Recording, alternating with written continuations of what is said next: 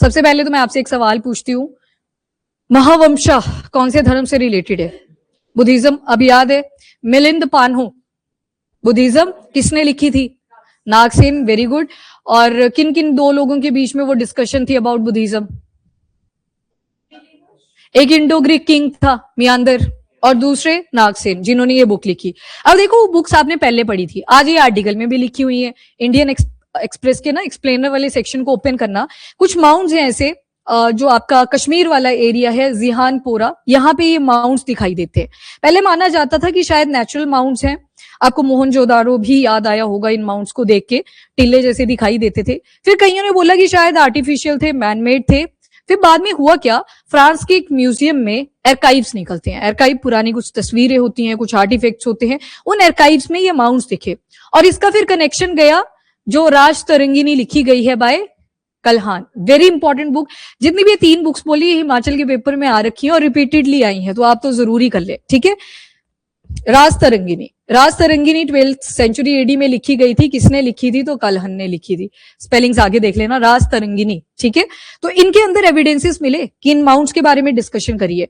और फिर आता है स्तूप, मतलब ये स्तूप की तरह कहीं ना कहीं आपको दिखाई देगा। और स्तूप कहाँ पे पढ़ते हो आप? बुद्धिज्म के अंदर। तो लिंक करा गया कि बुद्धिज्म मौर्यन एम्पायर में जो एक प्रोमिनेंट रूलर आते हैं अशोका, क्या उनके स्प्रेड के पहले आया था या बाद में आया था? वो क्वेश्चन मार्क तो खैर आज भी स्टे करता है, पर हमें एविडेंसेस कहां से मिलते हैं? From books. तो बुक्स का मेंशन इस आर्टिकल में करा हुआ है कि कहां कहां पे लिंक्स बनाने की ट्राई करी गई। तो सबसे पहले तो कश्मीर में ये लोकेशन है, जिहानपोरा स्मॉल विलेज है बारामूला में, नॉर्थ कश्मीर वाले पार्ट में, वहां पे ये माउंट्स की डिस्कवरी होती है।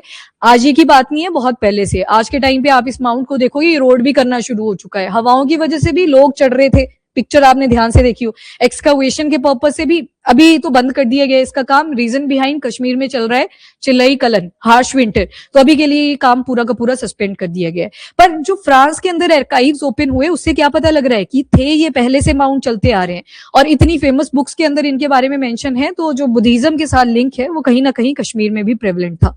इसी के साथ 2000 साल पुराने ये माने जाते हैं, कहीं नेचुरल मानते हैं, कहीं इसको मैनमेड मानते हैं। और कैसे कंपेयर करा वो आगे देखते हैं। एंशिएंट कल्चर को ये दिखाता है जो कश्मीर से बिलोंग करता है, साथ में बुद्धिस्ट हेरिटेज है जम्मू एंड कश्मीर की। और इवन प्राइम मिनिस्टर मोदी ने भी अपनी मन की बात में बोला था कि रीजन की अपनी ही कल्चरल लेगेसी रही है। अब आते हैं सबसे पहले स्तूप के ऊपर। जब स्तूप का आप स्ट्रक्चर देखते हो तो एक तो सबसे पहले ये वाली शेप बनती है, दैट इज कॉल्ड अंडा। अंडा, ये जो आपको पूरा डोम शेप दिखाई दे रहा है, इसको बोलते हैं अंडा।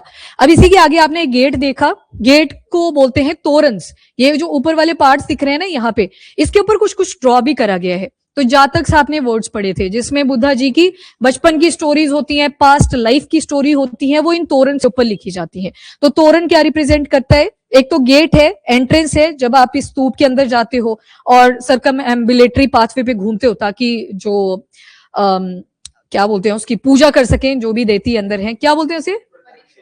परीक्षणा पथ, हाँ, प्रदक्षिणा पथ, हाँ, जो सर्कमएम्बुलेटरी पाथवे उसको बोलते हैं। तो वो सारी चीजें कर सके, तो जो एंट्रेंस है दैट इज कॉल्ड तोरण। तो गेट है और इसके ऊपर क्या स्टोरीज है? जातक स्टोरीज, ये याद रखना। फिर अंडा आ गया। अंडा क्या है? Dome shape. जो भी रेलिक्स अंदर बुद्धा जी से रिलेटेड रखे जाते थे, रेलिक्स के लिए भी फर्दर बहुत सारी टाइप्स होती थी स्तूप की, जैसे वोटिव होता था, कमेमोरेटिव होता था। अब रेलिक तो 9 ही थे, जिसमें से पार्ट्स के 8 थे, और 9वां जो था जिसके अंदर वो सारे रखे हुए थे। तो उसके बाद किन चीजों के ऊपर ये स्तूप्स बनाए गए थे? तो कमेमोरेटिव, कईयों ने याद में बना दिया कि बुद्धा जी को हम फॉलो किया करते थे, तो याद में बना दिया गया। तो ये अंडा क्या रिप्रेजेंट करता है? प्रोटेक्शन के पर्पज से इतना बड़ा माउंट बना दिया जाता है।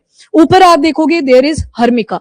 हर्मिका किसको प्रोटेक्शन करता है? तो छतरी को। ऊपर 3 छतरियां ऐसे बनाई गई हैं। ये तीनों चीजें क्या रिप्रेजेंट करती हैं?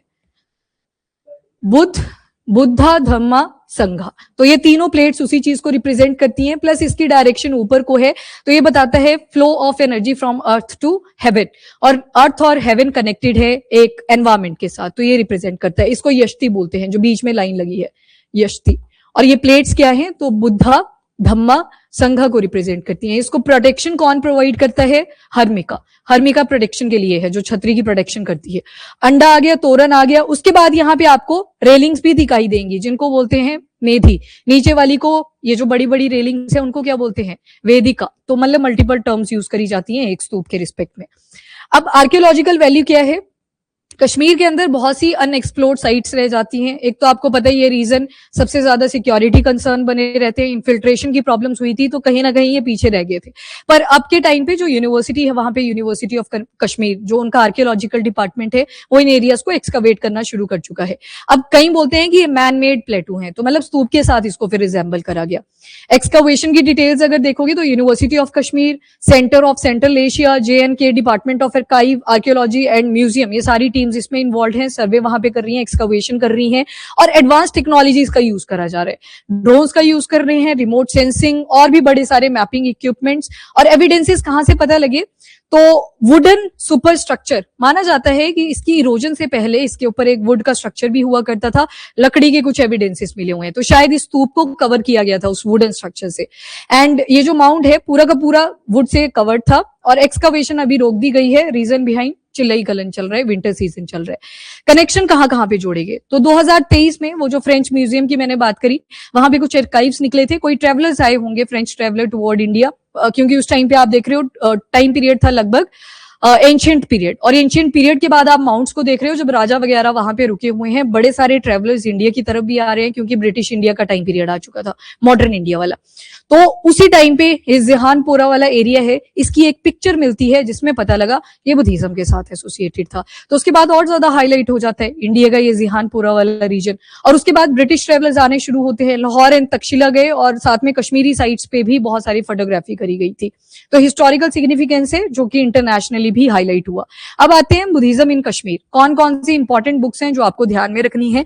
तो सबसे पहले तो अशोका जी की यहाँ पे बात करी जाती है। देवनम पीएम इनका एक टाइटल भी था, देवों के प्रिय जो होते हैं। तो यहाँ पे क्या बोला गया, सबसे पहले कि कईयों का मानना था कि जो राजा थे अशोका, उन्होंने ही कश्मीर के अंदर ये बुद्धिज्म को स्प्रेड करवाया था। फिर आती हैं और भी एविडेंसेस, जैसे एक बुक आती है नंबर 1 राज तरंगिनी, जिसको लिखा था कल्हान। तो कल्हान की जो राज तरंगिनी बुक है, इसमें पहले से ही बुद्धिज्म का मेंशन करा हुआ था। यानी कि अशोका की एंट्री बाद में दिखाई गई है, पर बुद्धिज्म पहले से ही प्रेवलेंट कर रहा था कश्मीर वाले एरिया में भी।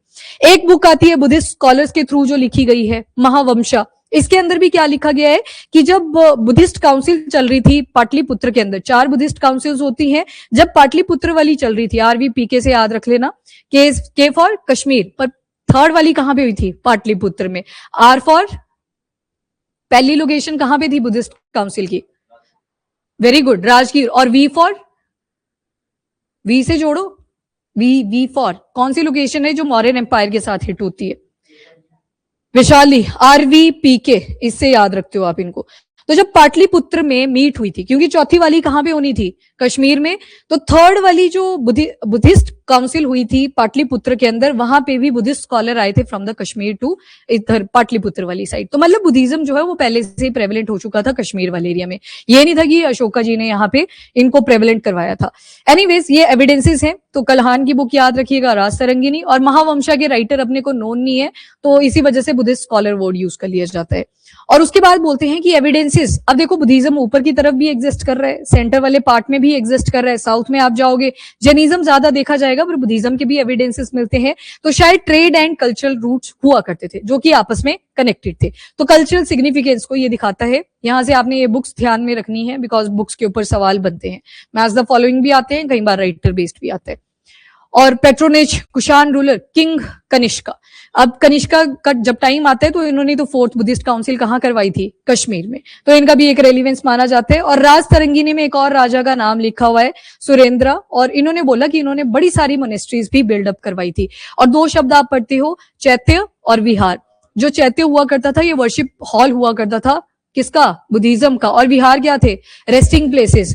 मेडिटेशन के लिए चैत्य में जाया करते थे, रेस्ट करने के लिए विहारस में आया करते थे। तो किंग सुरेंद्र का मेंशन है राज तरंगिनी, रिटन बाय कल्हान। तो ये जो बुक है इसके अंदर मेंशन करा गया है कि इन्होंने बड़ी सारी मोनेस्ट्रीज बनाई थी। ठीक है जी। और नागसेन की बुक है मिलिंद पानो, जहां पे नेगोशिएशन आपको मिलेगी बिटवीन नागसेन और मियांदर। मियांदर एक इंडो ग्रीक किंग थे, और जब वो इंडिया आते हैं तो उन्होंने देखा कि यहाँ तो बुद्धिज्म बड़ा प्रेवलेंट हो रखा है। तो नागसेन उनको मिलते हैं जिनको बुद्धिज्म की बहुत ज्यादा नॉलेज थी। उन्होंने बोला भाई मुझे भी समझा दो। तो नागसेन पूरा जब बुद्धिज्म का विस्तार देते हैं टू मियांदर, तो वो एक बुक के ऊपर कंपाइल कर लिया जाता है, जिस बुक का नाम पड़ा मिलिंद पानो। मिलिंद पानो, अब तो नहीं भूलेंगी ना, ये 7-8 बार तो हो ही गई बुक्स भी, अब तो नहीं भूलेंगी।